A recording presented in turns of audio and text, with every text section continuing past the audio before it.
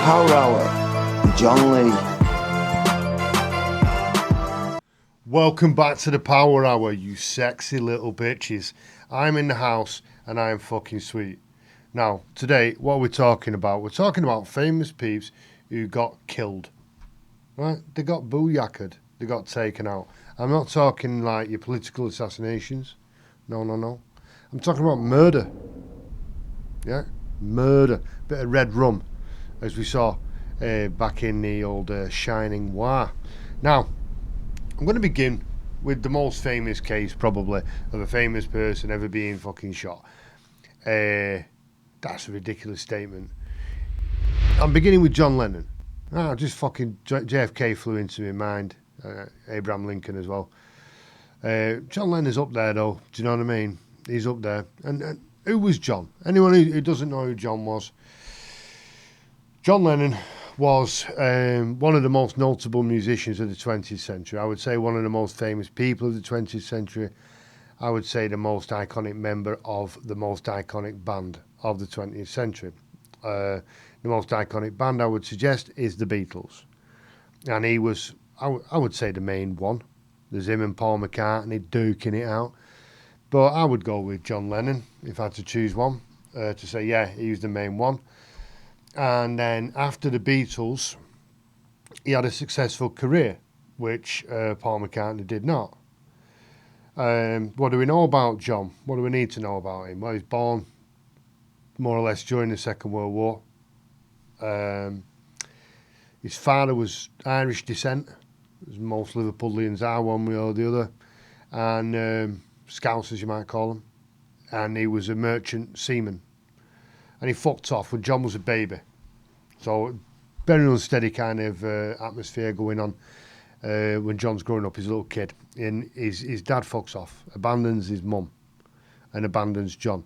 And as John's getting just old enough to know what's going on, his mum abandons him, fucks him off. She does one, right? She gets out of town and leaves him with an auntie, right? So he's destabilised as fuck, you know, growing up. By all accounts, he's a nice enough kid, John Lennon, and he grows up that way. But he's like a typical kind of unstable working class home, working class at best, meaning that if someone's got a job in the house, you're fucking lucky. And then when he's in his teens, his mum comes back into his life, and he's just kind of getting to know her. He's rebuilding and all that. Fucking bang, she's dead. Dies in a car crash. I think it was a hit and run that killed her. Bit hazy on that, but I remember she got killed back in a car-related incident, and he was just getting used to her being around back in his life. And so there's a lot of trauma in his life growing up. Anyway, when he's very young, he meets Paul McCartney, and they start a music group. I mean, he had a few. But it's not a biography channel. I'm just giving you kind of a quick refresher on who he was, where he came from, and all that. And so he grows up, he starts the Beatles, right? And it's him and Paul McCartney, Ringo Starr, and George Harrison. And they conquer the world. Absolutely conquer the world. Personal life, John Lennon had a tumultuous one, right? Violent bastard. Violent man, John Lennon. I've covered this before on the Power Hour, so I'm not going into it too much, but he was a man of violence in his personal life, which is surprising to many because of what he became in later years, which I'll come to. So he's in the Beatles, you know, and it's a lot of head wobbling going on, you know what I mean? Live performances, they'll go their separate ways. Now, Paul McCartney is a cunt, right? Come on, admit it. Tell the person sitting next to you that Paul McCartney is not a cunt, right? See how that goes. He's a fucking cunt. And he married Linda McCartney. Won't speak ill of the dead, right? So I'm not going to call her a cunt. But she couldn't sing. She had no musical talent whatsoever. And she used to get on the stage with Paul McCartney and make a downright fucking cunt of herself, to coin a phrase, as they say. And I think John kind of took something from that, because he started seeing Yoko Ono right? Now, I fucking hate Yoko Ono, full disclaimer. Can't stand her. Her music's fucking shit. I don't like her face. I don't like the way she talks. I'm not even a Beatles fan, and I resent the fact that she's never, you know, I just haven't played the game right. Do you know what I mean? I've never seen her coming out and saying, listen, fucking, I want them to do a tour. Why don't you guys do a tour and I'll just fuck off? Because I've got no talent. The only reason I'm famous is because I know this fucking dopey cunt. Yeah. Otherwise, nobody would know who the fuck I am. And yet, I'm always by his fucking bastard side. You know what I mean? And I'm just going to step out and let the fucking professionals get on with it. No, she was using him. She's trying to fucking release records. And she was releasing records. And he's getting her into studios, John. He's saying, he's phoning up going, yeah, I just want to do a grab this afternoon, or whatever the fuck you call it. And I want to bring Yoko down and she's going to grab some tracks. He had to do that because otherwise no fucker would entertain Yoko Ono. So this is the case. Now they've gone their separate ways and, you know, Ringo seems all right. I mean, I could probably learn to play the drums better than Ringo Starr in a month. Yeah, because he's not great, is he? George Harrison, he's the best for me. If I had to pick one that I like the most, it'd be George Harrison. I think he's a very good musician, really nice bloke, just gets on with the fucking job. Rock and Roll Hall of Fame now as well, good lad. So Paul McCartney's cunting about God knows where, doing God knows what, producing absolutely nothing. Absolutely fucking nothing, Paul McCartney. In fact, there's one good song that he made with Wings with that Live and Let Die. Well, that's a good tune. Great. Come on, Johnny. That great riff. But the rest of his fucking pants. And then John Lennon's having his solo career. And he's doing this fucking imagine all the people shaving each other's ass in a circle. And I'm thinking, this is fucking awful. First time I heard it, I remember being shocked at how shit it was. And it just continues and continues. And when you watch videos of like concerts or fucking anybody listening to it, they get really emotional. It's like they're so fucking stupid that this is like really high bar of, you know, intellectual and emotional reflection for them. It's like, oh my God, he's right. Imagine that though. Wouldn't that just be the greatest? Get a fucking job. You know what I mean? That is fucking awful. It's shit. His music's fucking shit. John Lennon's solo music is shit, right? Cat's out of the bag. Beans are out the fucking can. His music is fucking shit. There you go, right? John Lennon's music is fucking shit. And when he's finished fucking doing that bollocks, he goes on a resting trip for 5 years. He's fucking about in his bed with Yoko fucking Ono. And right enough, they have a couple of kids. He's got one kid that he has from a previous relationship where he battered his mum to fuck, by the way. Julian, I think his name is. Never fucking bothered with him. And that's a kind of, you know, symmetry where his dad fucked him off. John Lennon's dad fucked him off when he was a kid. John Lennon grows up, has a son and fucks him off. Had nothing to do with him. So this, you know, higher power fucking scenario starts to wear pretty thin when you're looking into John Lennon. And his music's fucking shit. And he's always poncing on about things that he doesn't seem to believe at all. Because he went off the scene for 5 years, did fuck all, staying in bed, growing his hair, looking a right cunt, actually, in most of the pictures I've seen. And then he brings out this album. Apparently he gets a boat and he fucks off on it. And while he's out on the boat looking at the stars and whatnot, thinking about Yoko, he says, right, I'm going to make a comeback, I'm going to write a new album, which he does. And the first step in that was to phone Yoko and say, listen, Yoko, I think I've got some material, man. My mind's just full of material. And he started singing this song to her down the phone, right? And it was a song to her. It's a message to her that he's singing to her. I mean, the cheese, man. The camembert and the brie. Fuck off, right? I don't want to hear it, you cunt. And she says, yeah, you call me back tomorrow night, John, and I'll have a song ready for you. So he does. He phones back the next night. She's got some fucking garbage ready, which she, proceeds to moan down the phone at him. And this carries on until they've got enough material to produce an album, which shouldn't exist, and it's called fucking Double Fantasy, which is a shit title. And it's the worst piece of shit fucking garbage album you'll ever hear in your life. Oh my God. What is it? Fucking, woman, I just can't explain. No, express. I just can't express the way I feel about my selfishness. Fuck off. That's an insult, that, to the listener. You know what I mean? Say that shit to your wife, mate. Don't fucking write it down and sing it. You cunt. And you can hear the fucking the Yoko coming through it. It's fucking awful. All of it, every one of it. You have people going, what about that that one with the wheels? I'm watching the wheels go round. And bollocks, it's fucking garbage. It's fucking shit. You've had your brain washed, right? It's shit, right? And he's a fucking bullshitter. He's a faker. He's not a hippie.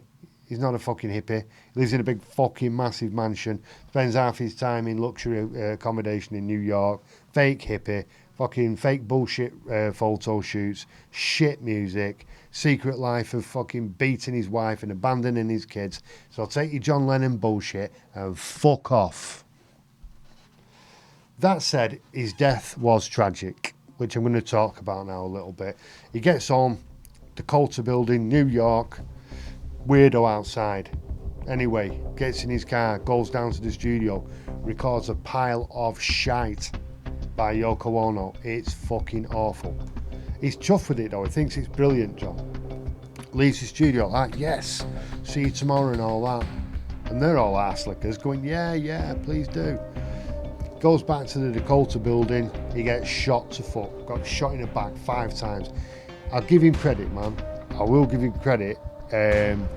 He took his 5 bullets to the back, and he still carried on walking. He walked to the door. He got in his fucking door. He walked across the hallway and started. He got up 5 steps. He's trying to go home. Been shot 5 times in the back.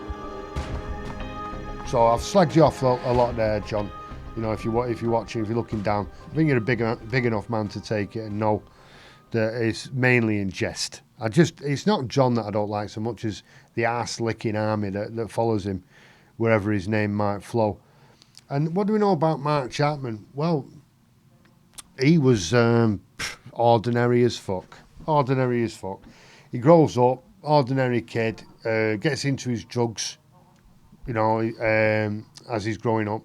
And apparently he'd take anything he could get hold of, would Mark. And during this period of time, he's also obsessed with a book called The Catcher in the Rye by J.D. Salinger. It's a very iconic book, and it's all about this young kid called Holden Caulfield. Great book if you haven't read it. And Holden Caulfield grows up to realise that people are fake, and that becoming an adult is really essentially learning to be a faker, bullshit artist. And he's obsessed with the book, Mark Chapman, and he feels that he is Holden Caulfield, a bit like the next step from the Never-Ending Story, where the kid realises that he's part of the book, he's participating in the story. Mark Chapman thinks he is Holden Caulfield. And so he's also got this obsession with John Lennon. He's a fanboy. And he reads an article about him in a magazine, basically exposing John Lennon as a fucking fraud who just does these publicity stunts where he gets in bed and says, grow your hair. And then when everyone's gone, he fucks that off and gets back on with his normal day. And when he realises that and he sees the fucking palace that he lives in and all that and how fake he really is, because he's obsessed with the character of Holden Caulfield and the book Catcher in the Rye by J.D. Salinger, which totally focuses on that, about realising that adults are all fucking liars and fakes. And to him, I suppose John Lennon's an adult in his mind, in his world.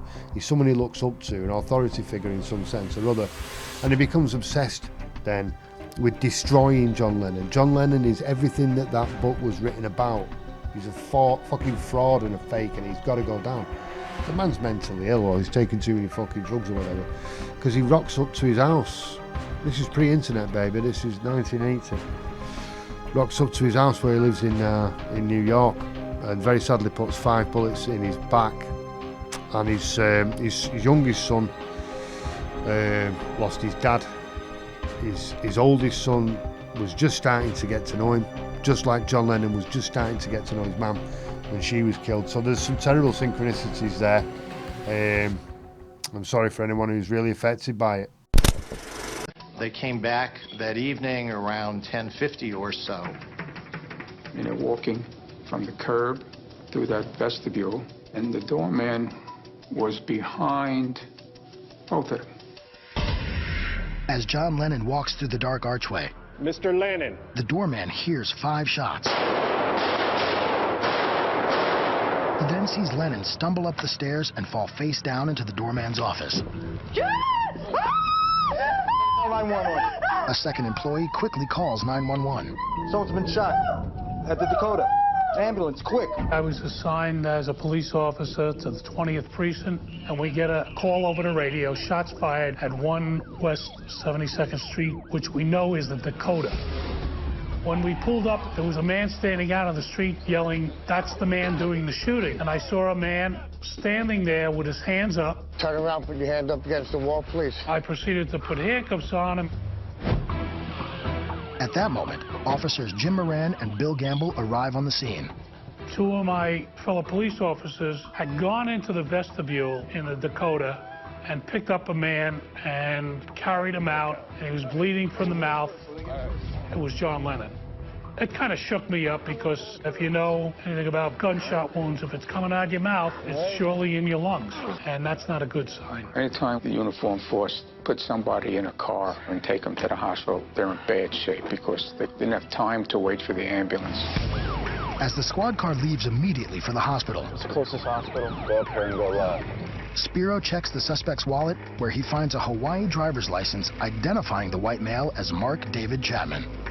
I yelled to some of the guys to set up a crime scene right away. I looked down on the ground, and there were clothes on the ground. So I said to this guy, I said, "These your clothes?" And he says, yes, that's my clothes, and the book is mine, too.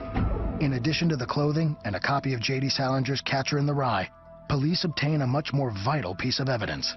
The doorman who was on duty that night confronted the defendant after he had fired the shots. He kicked the gun away, and another employee secured it at the Dakota until it was given over to the police. So, that was John Lennon, who we're going to rock now. We're going to rock Gianni Versace.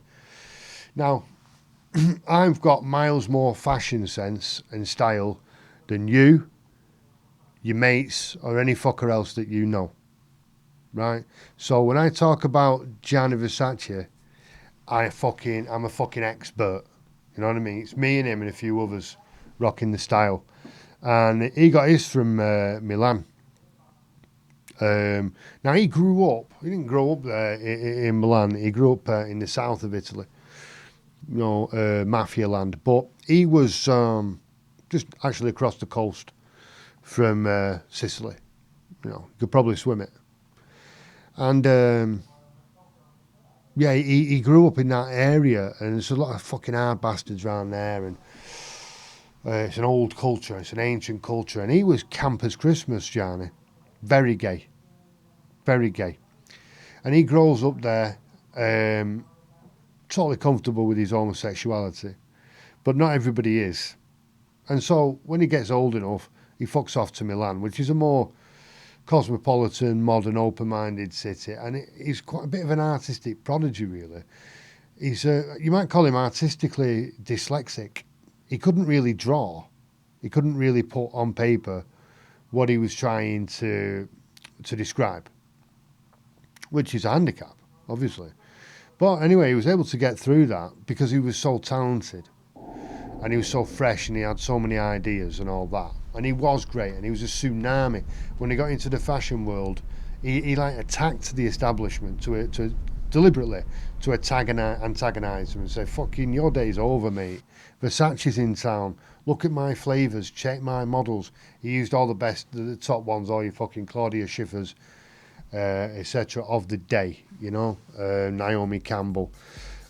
Beautiful girls wearing beautiful dresses.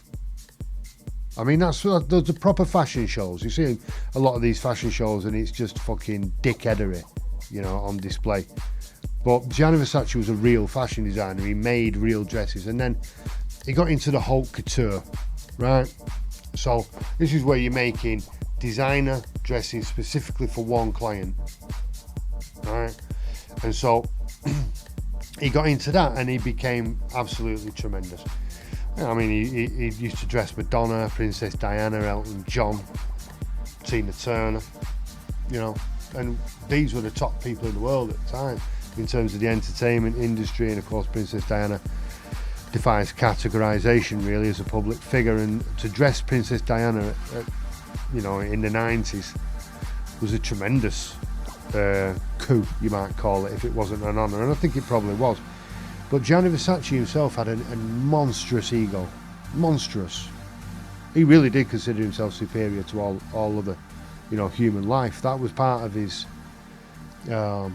personality and part of his ethos, and that made him popular with some and unpopular with others, and it got him in trouble over the years because he really did believe that. He's a condescending twat. But it was part of the way he lived, and he was ostentatious and bombastic and marvellous and special, and, you know, and all those kinds of words. And he used to live in these incredible palaces. He had like 4 of these fucking things. And you can see the Roman attitude in it. You know, you look at your history of Italy, these people are the best artisans in the history of the world, man. They take metals, they take fabrics, whatever. They make it beautiful. You know, and the function, its form and its function and its style. It's solid, it's good, it works well, you know. Whatever, the jackets, the cars, whatever it is that these people make is beautiful and it works perfectly. And that goes right back to the Roman Empire. The Romans were so ostentatious and all that, but their engineering was superb, and it probably made it look good. I very much doubt you presented a pile of fucking ugly shit to the Roman Emperor. And he had that flavour about him, Versace. You could see. He had a fucking orchestra in his house, literally playing, just constantly. That was their job, was to sit in Versace's house playing fucking violins while he fucking minced around the place with his boyfriend. And he had a lot of parties, a lot of the top male models going there, a lot of cocaine, a lot of money being spent, a lot of money being wasted, and a lot of money being owed. And while this is happening, there's another guy who's also growing up gay, bombastic, but he's totally different. He's much more confident, and he's got a very similar background in the sense that he's quite poor, and he's in the wrong place. And his name's Andrew Cunanan, and he grows up in America, from San Diego, California, and he goes to an exclusive school called Bishop's, like a prep school, and he's a good-looking young man. He was a nerdy kid, but he like blossomed and he became this good-looking young man, very, very charismatic as well, and funny. And again, he was a big fish in a small pond, and so he moved down to Miami, and he hit the gay scene down there. No, sorry, wrong. He went to San Francisco first. That's where he was rocking the gay scene down there, and he was blazing it out with older men. This is Andrew Cunanan. So he's turned gay. A lot of his friends say he wasn't gay, that he just liked the lifestyle. What the fuck do they know? That's what they say about him. He's gone down there and he's become this gay man. And he's become like a little mini gay icon in the place. He's very good looking, charismatic, as I say, full of energy, full of life. And he's got these benefactors, as they call themselves. They're older men who give him money. He's always flashing the cash. And he's very popular on the gay scene, right? And he starts to fucking get a bit too old. He's getting into his older age. What the fucking word am I trying to say? Late. We'll go with late 20s. He's getting into his late 20s.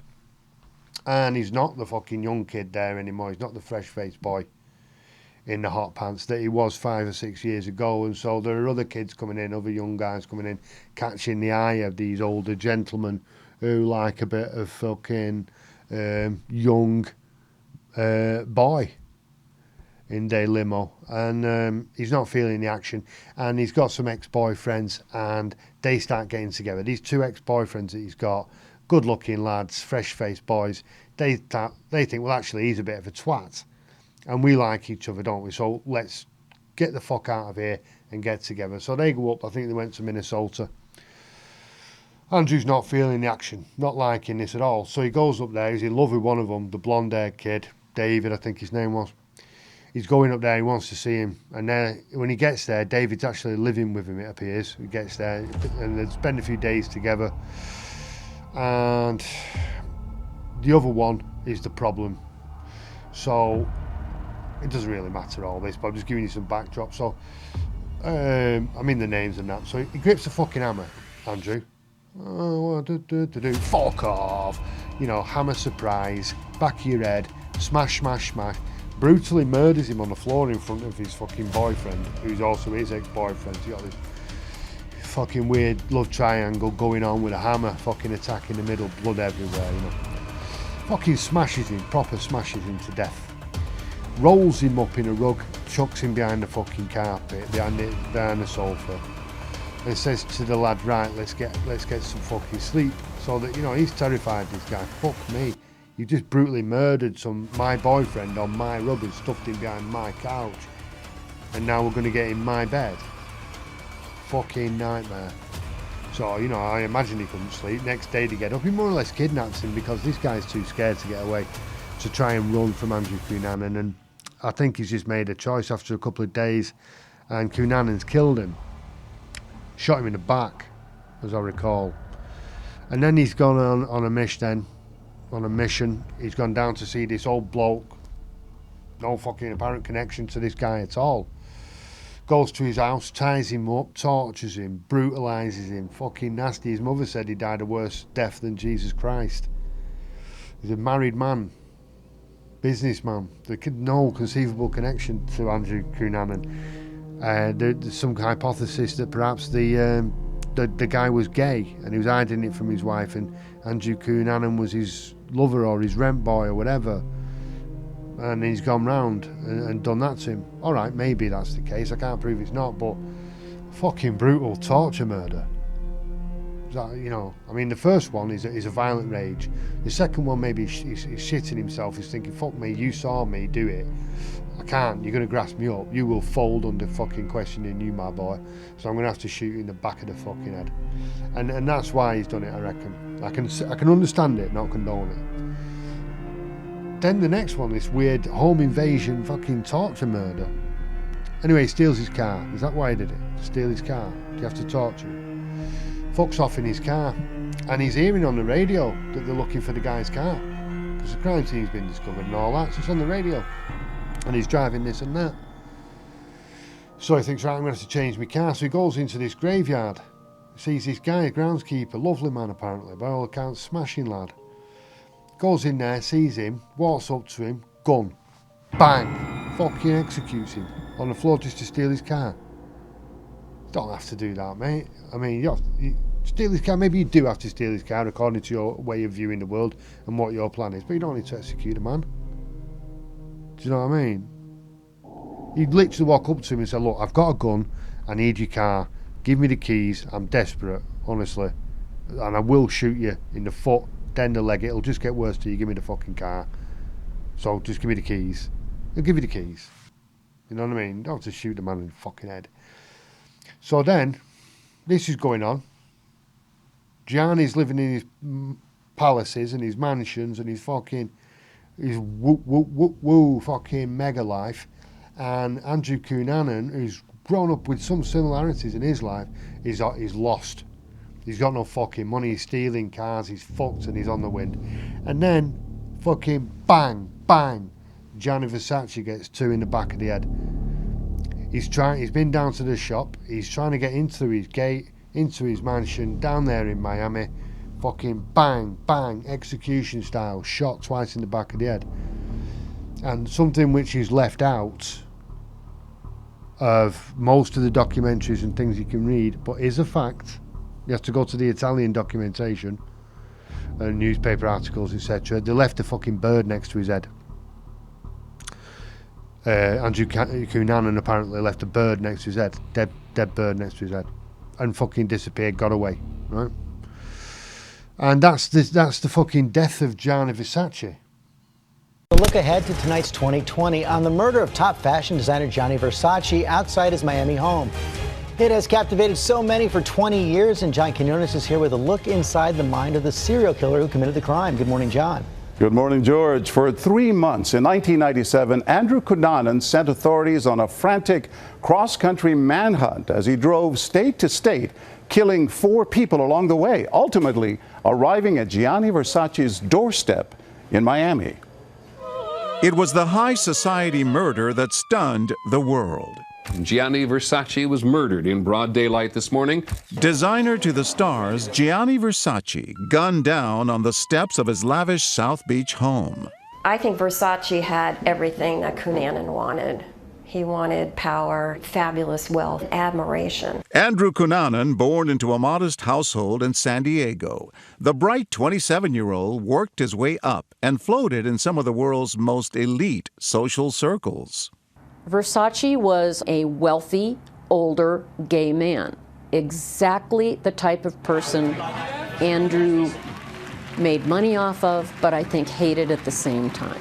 But when a relationship with another man ended and Cunanan suddenly lost his social status, investigators believe he snapped and went on a cross-country murder spree, killing 4 people along the way. The FBI is seeking Cunanan. Andrew Cunanan makes the top 10 FBI list. You had people in all parts of the country wondering whether Andrew Cunanan was going to show up at their house. Authorities admit that by now, Cunanan could be anywhere. And you know what he was doing? He was hiding in plain sight. Police hot on his trail, Cunanan outmaneuvering them at every step, eventually landing in South Beach, where on the morning of July 15, 1997, Versace made his daily trip down to the local cafe to buy his Italian newspaper. He said, good morning. I said, good morning, and he went up towards his house. I didn't know that Johnny was out. As he's walking up the stairs, what we know now to be Andrew Cunanan comes up behind him and shoots him twice in the head. When we heard bang, bang, I thought it was backfire from the lawnmower that was being worked on. Oh my God, there's blood everywhere. Please. So I run out the door, and Johnny was laying there. I check his artery, he was gone. The fashion icon left murdered on his front steps. And Cunanan's motive? I believe that Andrew Cunanan singled out Gianni Versace to murder because he was jealous of the lifestyle. I think he said, I'm going down sometime, so I want to go down in history. He wanted to be Bundy, he wanted to be Dahmer, he wanted the recognition he felt he deserved. Right. Shot by Andrew Cunanan, killed on his doorstep by Andrew Cunanan. And the hypothesis is that at some point they'd probably had sex before, because they were both gay. Now I'm going to put some doubt on this, me. I mean, I've seen Andrew Cunanan's mates talking and saying the idea of it is just preposterous. I mean, probably thought the rest of it was preposterous as well, but that he shot and killed Gianni Versace. Really? And, I mean, they believe it, but they can't believe it, if you get my drift. And the Americans, they'll swallow any fucking bullshit, the Americans, by and large, And so they just go, okay, right, this Andrew Cunanan did it, and then he killed himself, because that's what's apparently happened. He's occupied somebody else's houseboat illegally, and then when the police had turned up, he's watching telly, he's got his gun out and fucking shot himself on the bed. Right. That's what's happened. Now, the Italians who I've seen interviewed, his friends and family who grew up with Gianni Versace, they say that's fucking bullshit. That is fucking bullshit. Andrew Cunanan had no connection to Gianni Versace, no motive to kill him whatsoever. And he left a bird next to his head. That is an old mafia fucking signal of some kind. A message, a mafia message, to leave a bird next to your head. I'm not sure what it means, but these Italian cats know the score, and they're saying this fucking bullshit. This was a mafia hit. So why the fucking news insist on blaming Andrew Cunanan for it, or why the Italians think it wasn't and think it was the mafia? I can't verify, but there's a lot of doubt around that. Poor old Gianni Versace though, getting 2 times shot in the back of the head. While just trying to enter his home. Same as John Lennon, really. Same as John Lennon. Sharon Tate, bit of a quick one here, really, I think I'll rock, because it's such a well-known story. And the thing is, with Shazza to the T, is that she was boring, the love. I mean, she was born into really ultra-hyper-American, Should we get a hot dog? Hell yeah! kind of fucking loud and boring at the same time. Obsessing about the prom and who's got a car and who hasn't, you know, all that kind of shit. And she fucking absolutely epitomises that, fully epitomises that shit. And she's a fucking middle of the road actress, you know, not very talented at all. Not a singer, not a model, trying to be an actress, but not very good. Now, the thing, there are two real features about Sharon Tate that make her stand out a little bit. One, she's very beautiful. In a real natural way. She's very beautiful. And two, she's a very nice person. And she's in and around the Hollywood scene, you know. And she meets the fucking hairdresser, what's his name? Can't remember his name. Tom fucking something or other. He was the big time hairdresser in Hollywood. His name's gone. He was played by Warren Beatty in a film that was based on his life, which I'm not going to watch. And anyway, he was a really nice guy, trendy guy, and he lived in a house, a big house and all that. Sharon goes to live with him, and there'd been a very serious, famous murder case in that house before. And she was obsessed with it. She loved it. She used to hear footsteps running up and down the stairs, you know. And I mention that because the defining factor for me with Sharon Tate is her uncanny ability to find herself in the company of the worst or come across the dark and the macabre. Because she then married fucking Roman Polanski. I want to take it just a moment to go like that. To Roman fucking Polanski. And you Whoopi Goldberg, cunt, and all these other fucking Hollywood twats. Roman Polanski is a fucking pedo. He's a dirty, dirty, rotten fucking paedophile. And he fucking gave, and I mentioned it before in the Power Hour, fuck him. He gave alcohol and drugs to a 13-year-old girl, and then he had sex with her when she was way below the age of consent. Right? Anyway, right? Call that shit roofies in a different form. That is fucking rank. That is minging. It's horrible. It's nasty. Whoopi Goldberg, they're going, well, it wasn't rape. She should, well, I don't condone violence.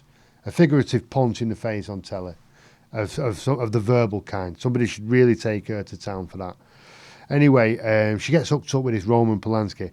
He's making Rosemary's Baby, which is about a woman who gets pregnant. And she's living in a place surrounded by devil worshippers, right? And they want a baby and all that. And that's, I won't say that the end, I'm not going to spoil the film, but that's the premise of the film. That she moves into this place, and it's the place actually where it was filmed is a dodgy ass fucking place as well, with its own story. But she's there, Rosemary, and she's pregnant and she's having a baby, right? And it's all dark witchcraft fucking black magic shit around that. And this is made by Roman Polanski, and he marries Sharon Tate.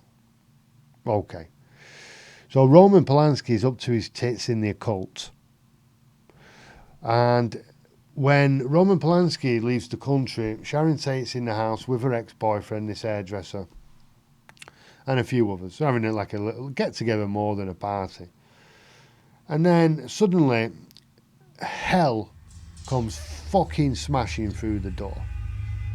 It's a fucking young guy called Tex, and some young girls, and another guy, I think, and then it's not important really that. It's hell on ice and on fire comes through the fucking door. These are crazed fucking druggy fucking maniacs who've been sent there to do murder. Do ritualistic murder. And that's what they do. They attack them, they brutalise them, they stab them, cut them and fucking kill them. And Sharon Tate is 8.5 months pregnant. And they fucking, I mean, I'm not even going to it. It's fucking, that is really sick, that shit. And they're getting blood and they're fucking leaving the satanic symbols all over the house. Now, a lot of people look at that and go, yeah, the husband is making a film about a baby who's in severe danger because of Satanism. He's well and truly on the record as not wanting a kid because he himself, Roman Polanski, grew up in a prisoner of war camp, a Nazi prisoner of war camp, and has stated publicly that he does not want kids. Sharon Tate got pregnant, apparently without his consultation, and he was furious about that. And now when he's not in the country, devil worshippers break in and fucking ritualise the murder of his wife and baby. And he's a fucking pedo. So do I trust the pedo? No. Do I think that is a mad coincidence? Fucking yes, I do. But overridingly, I feel really sorry for this girl. Maybe she wasn't the best actress in the world, but she was a beautiful girl and apparently a beautiful person. And she just seemed to attract the Roman Polanskis and the fucked up cult followers of Charles Manson. This is the Manson family. I mean, you marry Roman Polanski and get murdered by the fucking Manson family. I mean, how does that happen to a sweet girl like that? And of course, Manson went to prison for the rest of his life, having killed no one. Think what you want about that. But yeah, what an ill-fated fucking trajectory for young Sharon there. It was August 9th, 1969, a hot summer morning. The sunrise would cast a light on one of the darkest chapters in Los Angeles history. I don't think that any of us who were there, we were the first television crew on the scene. We had no idea what we were walking into. That morning, Al Wyman was an ambitious 29-year-old reporter for ABC 7 Eyewitness News. And we got a call from the assignment desk telling us to go to a house in Beverly Hills at 10050 Cielo Drive. The 40 years have not fogged his memory one bit. As we sit in our studio, he paints a vivid picture with his words. This was a driveway that led to a dead end, and the dead end was that address we were sent to, and there was a gate that was closed. There was a chain link fence, and you could see all the way through the chain link fence, and there was an automobile inside with the body of Stephen Parent. On the scene, he walks me through it like we were sent back in time. They went in this way on this side and cut the phone lines so no one could call out. And Rona Barrett showed up, and I wondered what was she doing there, because she did a gossip segment on Eyewitness News at the time. Miss Rona, what are you doing here? And she said, don't you know who lives here? This is Roman Polanski's house. And then it was just like a collective shock. We knew we were in a story that was a lot bigger than we thought. Wyman recalls standing at that gate all day. The details began trickling out. 5 dead, including Sharon Tate, pregnant wife of Roman Polanski. Even more shocking, how they were killed, brutally shot or stabbed. 169 stab wounds between the 5. The killers used Tate's blood to write "pig" on the front door, a macabre message that shocked and confused the city. And it wasn't over. The next night in Silver Lake, Rosemary and Lino LaBianca, random, horribly unlucky victims, killed almost the same brutal way. Death to pigs written in their blood on the wall. Helter Skelter on the refrigerator. And then when all the words came out, or news came out about what was inside, how they were killed, there was an element of fear, yes. Eyewitness News Inland Empire Bureau Chief Bob Banfield recalls how the city was petrified and thirsty for information as he canvassed the LaBianca neighborhood, talking to neighbors the day after the murders. People were, back then, were willing to talk because they were wondering, you know, give me some information. What's going on here? There was a lot of fear in L.A. The sale of guard dogs and guns rose dramatically overnight, and the use of security services dramatically. And particularly in the movie colony, they were just terrified. Vincent Bugliosi was the deputy DA, the man who eventually sent the murderers to prison. But in the weeks immediately after the crimes, there were no suspects. Evidence was hard to come by. Now we're going to rock to the Gucci's. Rock to the Gucci's. These guys are nearly as fucking stylish as me. Right? You can't see it, but I'm wearing some Reebok Classics, and they're like a pale green colour. Anyway, the Gucci's, they're Italian. And they hail, I suppose you would say, from Milano. And the main Gucci, the Gucci La, the Gucci Mane, yeah, I'm having that, the Gucci Mane, was Guccio Gucci. And he was an artisan leather wielding fucking bag making doodarooner. in the old Milan War. And he used to get the best leather and make the best bags and shoes and all that kind of stuff. And in that typical, as I say, traditional, mentioned it before, Italian style and mentality, using the best materials to create the most ornate and spectacular products. These people have just got a flavour and a feeling and a tact for style. It's in the culture. I don't think anyone else on earth can do it. And he was that, Gucci, but he was of the solid kind. You know, he made solid clothes that would last you for the rest of your fucking life, or accessories, or whatever the fuck. And so he created the business, the Gucci business, and then the second generation comes along, and there's fucking loads of them. I'm not remembering all the names. Fucking loads. And the second generation comes along, the main one being Aldo Gucci. He's like the third son, I think. And he becomes the main man. And what he does is he turns Gucci into a global phenomenon, right? Where everybody knows about Gucci, and they're making dresses, they're making bags, they're making all the shit that Gucci made, right? And the family becomes extremely wealthy. The whole Gucci family becomes extremely fucking wealthy. And Aldo's the man. But what he's done is he's kind of strayed too far from home in terms of his ideology and his style. He's commercialised it to fuck. All right, fair enough. But that's what he's done, and a lot of these Italian cats are not feeling it. But I suspect it's just about the money. It's that third generation thing. First generation starts it, second generation expands it and takes it where they take it. Third generation's got no fucking respect for the second generation and no fucking idea about the first, so they don't give a fuck. And that's what happened. These greedy twats just wanted the money. They wanted the cash, baby. I want it now. You know, fuck doing a 20-year apprenticeship in the back of the fucking shop. Learning how to make bags and shit like that. Give me a suit, a tie, and 25 million fucking dollars now, for starters. And that was their attitude. And there's a quiet one, actually. Son of Rodolfo Gucci. I don't know which one that is. Don't give a fuck. Loads of the fuckers. Anyway, Maurizio Gucci. He inherited his father's majority stake. I think 51%, I think he got. And he wants control of the company now, of course. Apparently his personality changes overnight. And he goes after his uncle Aldo. Because Rodolfo dies, Aldo's running the shop. But Maurizio says, nah, fuck this old twat. You're getting out of here, man. I'm having it all. So he starts going after this Aldo Gucci, which is terrible because in everyone's eyes, because Aldo Gucci's a really good guy who's built the business up and made it what it is. And he's fucking 82 or something like that. Fucking hell, just wait. He won't. Maurizio wants it now. And that's the personality change. Give me all the fucking money. But, I mean, this is real soap opera shit, These people, it's like this Italian grievances, fucking vengeance, you know. I want vengeance for absolutely fucking everything, and I will never forget, and I will never forgive, and don't trust me, especially when I'm smiling, you know what I mean?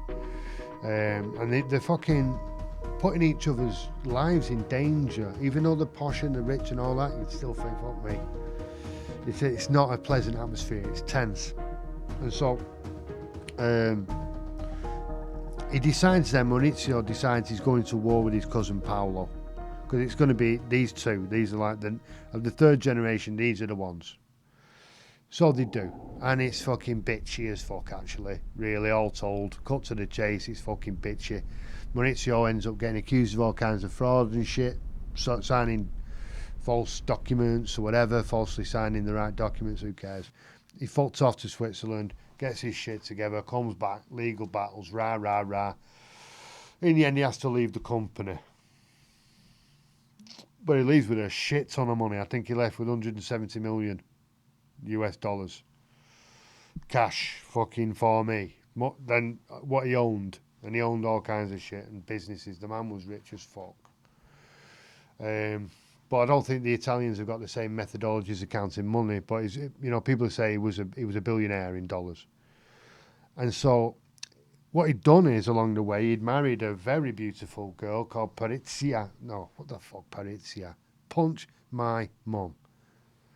Patrizia Reggiana Martinelli.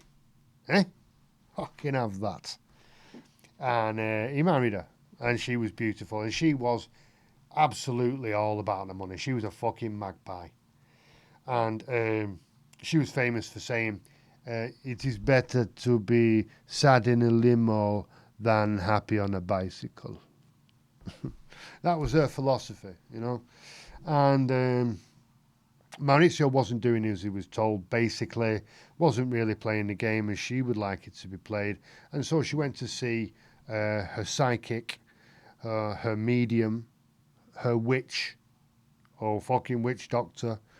These Italians, man, they are superstitious and they're really into it. And Maurizio knew she was doing this, and he's getting nervous, right? Why is she talking to the fucking witch doctor?